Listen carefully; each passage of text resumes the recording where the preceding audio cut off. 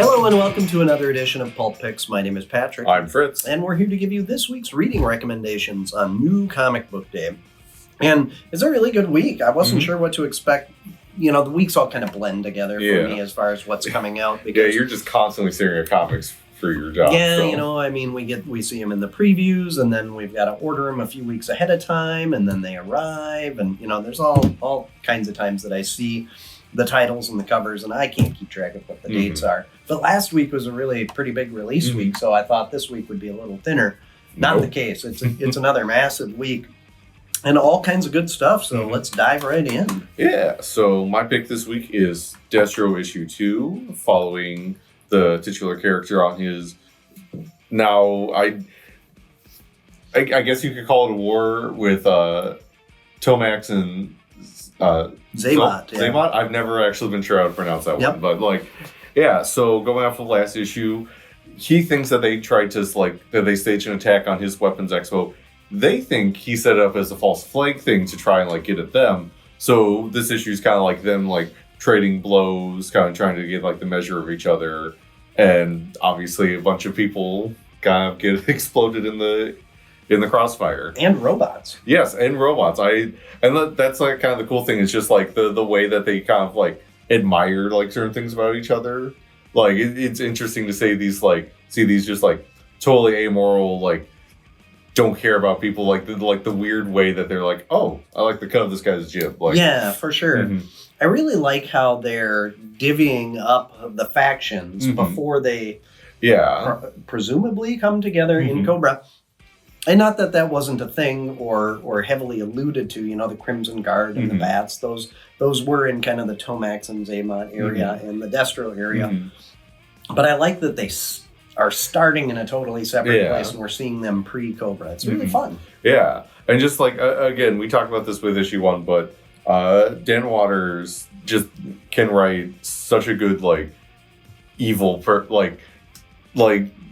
Destro is just so much fun just being an awful person. He's just he's talking about when he's launching one of the attacks, just look at how their brilliant brains just splatter on the ground. Or oh, you think I wouldn't nuke this place? Yeah, try calling that bluff. It's great. I just absolutely love just how much of an awful person he is. And really kind of everyone in this comic is not a good person. No. But the war, they kind of decide hey, if we just go at it with our companies, we're going to burn everything to the ground. So you try and kill me, I try and kill you. That sound fair? And yeah, so it looks like next issue is they've sent someone to try and get him, and it's the location is going to be very interesting for a fight. Yeah, because he's probably going to be very mad about it. I mean, outside the trying to be killed, it's just listen, trying to kill me is one thing. Trying to kill me here, how dare you? Right? Yeah, yeah, because it's got history and roots, and which very meaningful. Which I do like that. Looking into things that do matter to this person who just would could level a city and won't care. What does matter to a person like this? Yeah, certainly not collateral damage. No. Yeah, and the art continues to be fun. Oh yeah, Breslin's art is just so good on here. Specifically, the machinery and the robots and everything. It just looks so cool. You can you see here on the cover, there's a bit in the comic where you've got a bunch of the bats walking out of fire, and they look legitimately terrifying. Oh no. And they are, it turns out, in the story. Terrifying. Definitely was worth the investment on Destro's part. But no, it continues to be a really fun comic. Again, all these Joe minis have been super fun. I'm so excited for the new ongoing coming this fall. Yeah. And the Easter eggs and the, because for Joe's, it's not just the characters, it's also the vehicles kind of have followings. And so to see them kind of throw them in here and there, it's really cool. I love there's a vehicle that shows up in here, and there's these little data things these are different little aspects of it. I'm just that's cool. I like that. It's it's a fun way to illustrate how this what its functionality is. It's reminiscent of the back of the boxes. Yeah, on the exactly. Originals, so it's super cool. Which the amount of care and detail. I mean, that's what I'd honestly love it if like all the stuff going forward, like at least for like the first introduction for a lot of stuff, like has little things being like, hey, this is just like it would this be and that. cool. Yeah. Yeah, I'd be down. Mm-hmm. Yeah. But no, it was super good. I can't say enough good stuff about it. But speaking of something that Patrick can't say enough good stuff about. Yeah, so I was very curious when I saw that Gerard Way was doing a new book. And so I picked up Paranoid Gardens, #1 from Dark Horse.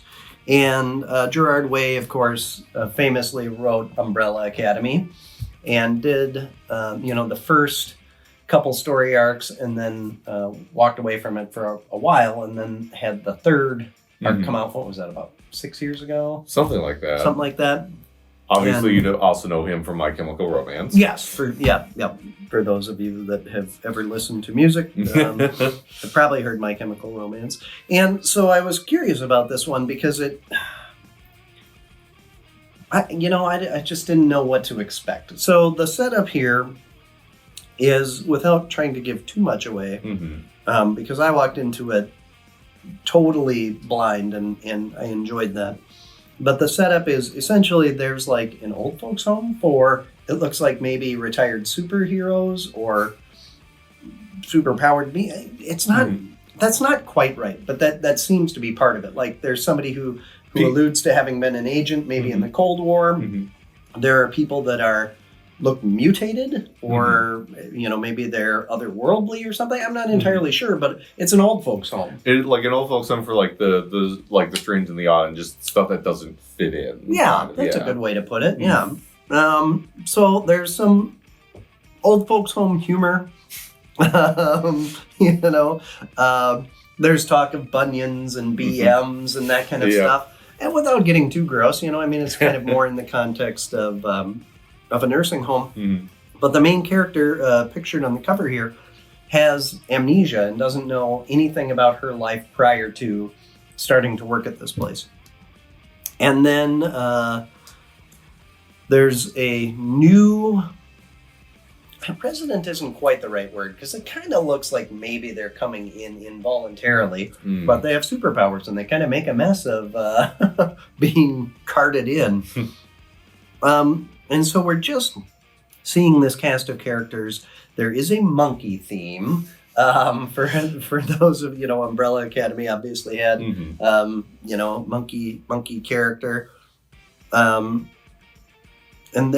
there's masks. So again, there's that kind of element. But other than that, it doesn't seem, closely tied. But the storytelling is really similar. So if you enjoyed Umbrella Academy, which many, many people did, it was, one of the best received indie books of, I don't know, when did that come out?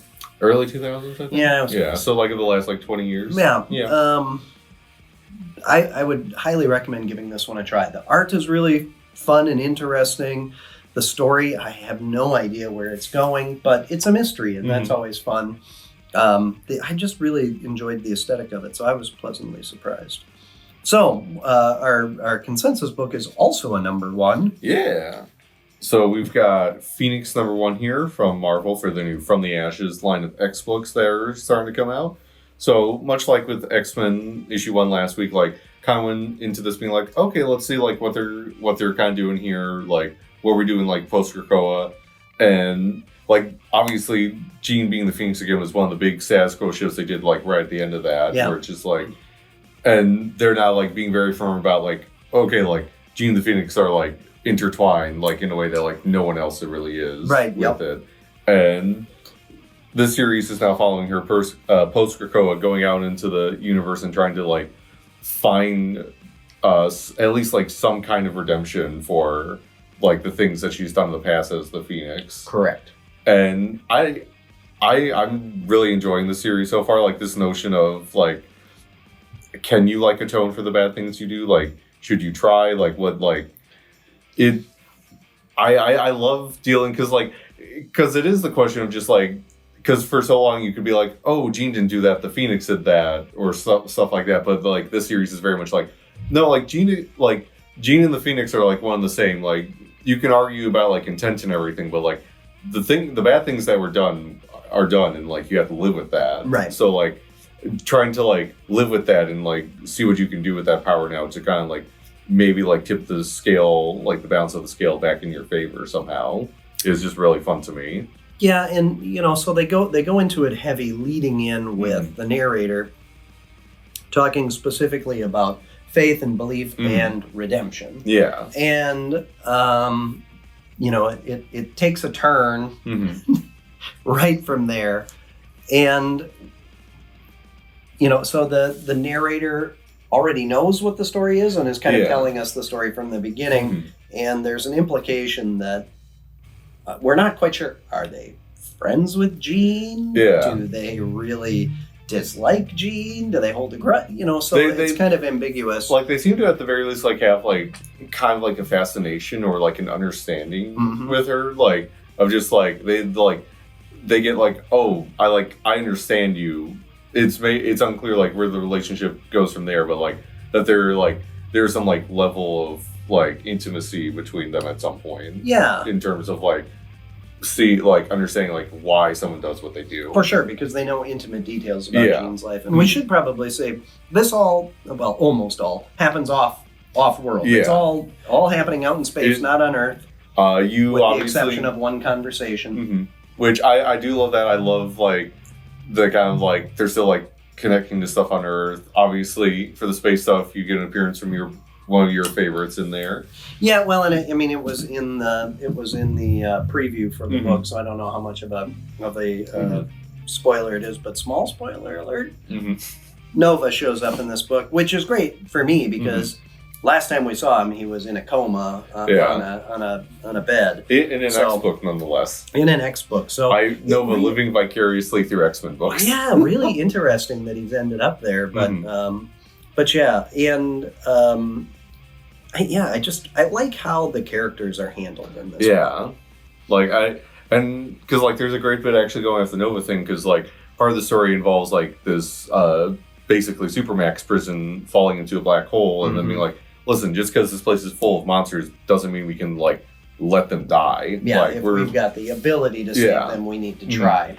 And then obviously seeing this issue ends with there might be some consequences for that. So it's like it's the thing of just like the like bad actions have like good intentions can have bad results, vice versa. It's like the road to hell. Yeah, like I'm always loving when stuff gets kind of more like a little more like gray with that kind of stuff. It's just like, how is this going to turn out? Who knows? Yeah. Like you can't really like control that. And I think for a book about like having this like almost like omnipotent power residing within you, like dealing with the things that you still can't control is like a very interesting way to approach that because you gotta find some way to challenge it. And we talked about that a bit too before the video of just like how this issue deals with how she's got the Phoenix powers, but she's still a person, so like she has to make choices, she has to like decide like how to use them and like what way. And so they definitely like are already like find ways to like make it so like it's not just a win button having she can't just be like and we're good. Right. Well, and she's also not omniscient. She doesn't know what the effects of each of her decisions is going to be. So she's got to kind of try to do the best she can with her human limitations. So also one thing that I really liked about this book was the art, and I feel like the cover art here was very indicative of what you found inside the book, which is not always the case. But when you're dealing with the Phoenix, there's a couple visual elements, the fire element of it, and then also the reflective element that has kind of been put into her costume in a lot of ways. And those are both handled really, really well. The use of shading and light and it's reflective surfaces and fire surfaces, it's just done really, really well. So kudos to the penciler, the finisher, and the colorist on this book because it's just gorgeous on the inside. And actually, all the covers are very much what you're getting inside this week. Yeah. I like, again, the only real negative I have for it, and it's the same thing with the first issue of X-Men, which I think is just going to be a thing for this line, at least for the first issues. They've got that QR code at the back where it's like, hey, scan to get to like this like like extra page, and it's just like I don't like that. I'll say that up front. That's very dumb and annoying. I mean, it's a thinly veiled gimmick to try to get people onto their online services, which obviously we don't care for. Yeah. But, and it's a cool, fun page. Like it definitely like teases like some stuff going down. Like you actually get a little bit more about like the narrator, like their relationship to everything. Yeah. But like it felt story wise, it was fine. But it's just the like gimmick of it. You wish it was just like the actual last page and not something you got like scan with your phone quick. Yeah, it was. What are you gonna do? Yeah, I mean, I'd be remiss not to mention, for as much as I'm enjoying these new X books, like it is annoying that they do that. Like, I like that they give a free digital copy with a physical copy, because I know that there are some people who just leave these right away. Mm-hmm.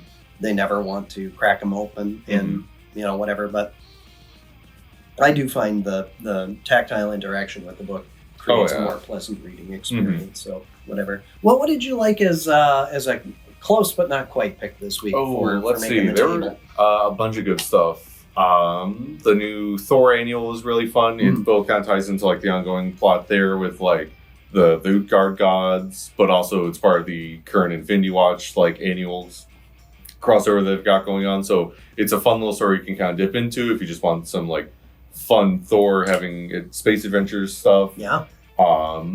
Otherwise, Ultimate X-Men continues to be great. That almost made it up here. Some really cool stuff in terms of like kind of like delving into more like what mutants are perceived as in like this new Ultimate universe.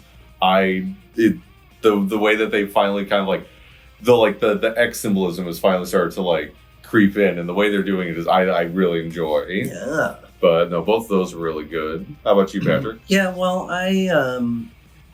I really enjoyed Wonder Woman again.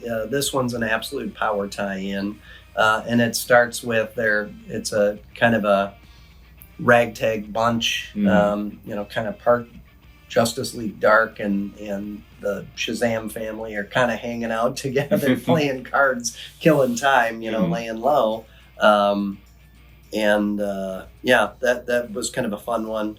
We see the plot thicken a little bit, so that just continues to be a really good title. The backup in it was good as well. I also really like the new Dark Knights of Steel all winter. That was really, really good. I only had a chance to page through it, but I'm regretting not grabbing a copy now. The art, and I know we talked about it's black and white, and the impact of that was just really cool. Or I should say it's not black and white, it's a gray tone. Yeah, but still. So the art in it is really cool, and I kept thinking like, man, what other books would I really like to see this artist on? But the story in it was just, but I really like that Dark Knights of Steel concept, taking DC characters and putting them into medieval fantasy kind of time. I love the idea of like taking characters like Vandal Savage and Black Mask and making them like Jarls, like warring. Like is super cool. And then you've got Killer Frost and Deathstroke, and then the backup story in there was the Kents. And it involves Atlanta. So I'm actually really curious to see where that goes too, because that was really interesting. And that was a different creative team on the backup story. So that's just been such a fun universe, and I really enjoyed the original Dark Knights of Steel. So yeah, I'm excited for it. Yeah, very cool. Well, there's a bunch more than that even that has been really good. I read a ton this morning, and I'm only like half or a third of the way through. I think I've got like 20 books to read this week, maybe a little bit more. So be sure to get in and check them out for yourself. Leave comments, because we love hearing about what you're reading and what you like about it. Like, follow, subscribe, all of that good stuff. The comic sale continues until the end of the month. There have been a bunch of people coming down and taking advantage of it. 50% off dollar books, 20% off regular back issues, and 10% off wall books. So hurry in before the month ends, because the summer is flying by. So until then, enjoy the reading.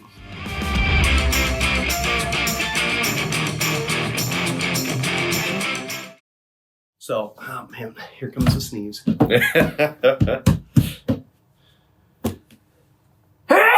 Damn it.